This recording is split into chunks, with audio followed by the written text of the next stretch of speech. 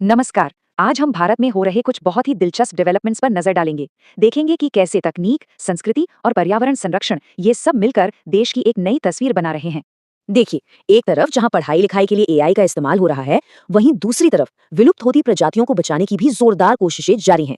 तो ये कहानी है भविष्य की आकांक्षाओं और अपनी कीमती विरासत को सहेजने के बीच एक संतुलन बनाने की। तो चलिए शुरुआत करते हैं इस बात से कि भारत अपनी आने वाली पीढ़ी यानी अपने लोगों में कैसे इन्वेस्ट कराए, और इसकी शुरुआत होती है शिक्षा से। ये है साथी ऐप। ये शिक्षा मंत्रालय की एक बहुत ही जबरदस्त पहल है, जो जेईई और नीट जैसे मुश्किल इम्तिहानों की तैयारी कर रहे लाखों स्टूडेंट्स के लिए डिजाइन की गई है। अब देखिए, इस ऐप की सबसे बड़ी बात यह है कि ये अच्छी क्वालिटी की कोचिंग को हर किसी के लिए, खास तौर पर उन बच्चों के लिए उपलब्ध करा रहा है जो शायद महंगी फीस नहीं दे सकते। मतलब अब किसी की आर्थिक स्थिति उसकी पढ़ाई के आड़े नहीं आएगी। लेकिन देखिए, पढ़ाई सिर्फ किताबी ज्ञान तक ही सीमित नहीं है, है ना?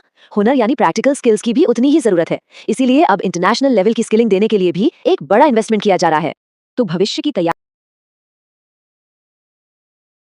तो हो रही है, लेकिन अब जरा देखते हैं कि भारत अपनी जड़ों को, अपनी पहचान को कैसे मजबूती से सहेज रहा है, खास तौर पर अपनी संस्कृति और खेती किसानी में।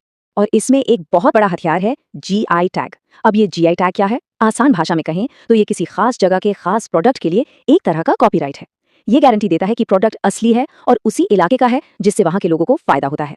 और इसका असर देखिए, असम का मशहूर और खुशबूदार जोहा चावल, इसे जीआई टैग मिला और अब ये यूरोप के बाजारों तक पहुंच गया है। सोचिए, इससे वहां के किसानों की आमदनी पर कितना सीधा और पॉजिटिव असर पड़ा होगा। ये सुरक्षा सिर्फ प्रोडक्ट्स तक ही नहीं है, बल्कि अब किसानों के पीढ़ियों के ज्ञान और उनकी मेहनत को भी कानूनी मान्यता मिल रही है। जैसे हाल ही में राजस्थान के नागौर के किसानों को उनकी एक खास तरह की पान मेथी के लिए ये सम्मान मिला है। ये उनके पारंपरिक ज्ञान और सालों की मेहनत का नतीजा है। तो इसका सीधा मतलब ये है कि अब इन किसानों को अपनी इस फसल पर एक तरह का कानूनी हक मिल गया है। कोई उनके ज्ञान की चोरी नहीं कर सकता, और अगर इसका कोई कमर्शियल इस्तेमाल होता है तो उसका फायदा भी सीधे इन किसानों को ही मिलेगा। और अपनी विरासत को सहेजने का ये जज्बा कला के क्षेत्र में भी दिखता है। हजारों भारतीय कलाकार आज दुनिया भर में अपनी कला को पहुंचा रहे हैं, जिससे भारत की सांस्कृतिक पहचान और भी गहरी हो रही है। अब एक बड़ा सवाल उठता है, कोई भी देश जब इंडस्ट्री में आगे बढ़ता है तो वो अपने पर्यावरण, अपनी कुदरत की रक्षा कैसे करता है? इन दोनों के बीच संतुलन कैसे बनता है? तो एक तरफ तो भविष्य की इंडस्ट्री पर जोर है, जैसे कि होंडा का राजस्थान में लगने वाला ये नया इलेक्ट्रिक गाड़ी का प्लांट। ये साफ सुथरी एनर्जी की तरफ एक बहुत बड़ा कदम है। और वहीं दूसरी तरफ पर्यावरण को बचाने में भी जबरदस्त कामयाबी मिल रही है। ये देखिए, ग्रेट इंडियन बस्टर्ड के 2 नए चूजों का जन्म हुआ है। ये एक गंभीर रूप से लुप्तप्राय पक्षी है और ये खबर एक नई उम्मीद जगाती है। जैव विविधता पर यह फोकस सिर्फ बड़े जानवरों तक ही सीमित नहीं है।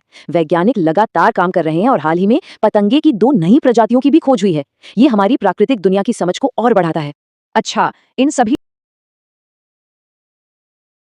डेवलपमेंट्स की नींव में है वो नीतियां और कानून जो आम नागरिकों को ताकत देते हैं और उनके अधिकारों की रक्षा करते हैं। जैसे कि नया कंज्यूमर प्रोटेक्शन एक्ट। इसे आज के डिजिटल जमाने के हिसाब से बनाया गया है। अब अगर ऑनलाइन शॉपिंग में कुछ भी गलत होता है तो ई दाखिल पोर्टल पर शिकायत करना और इंसाफ पाना पहले से कई ज्यादा आसान हो गया है। और स्वास्थ्य सेवाओं में भी बड़े बदलाव हो रहे हैं। जयपुर में देश का पहला इंटरनेशनल लेवल का स्किन इंस्टीट्यूट शुरू हो गया है। इसका मतलब है लोगों को बेहतर और किफायती इलाज अब और आसानी से मिल सकेगा। तो जब हम इन सभी अलग अलग खबरों को एक साथ जोड़कर देखते हैं तो एक बड़े कैनवस पर एक ऐसे भारत की तस्वीर उभरती है जो हर मोर्चे पर एक साथ और काफी सोच समझकर आगे बढ़ रहा है।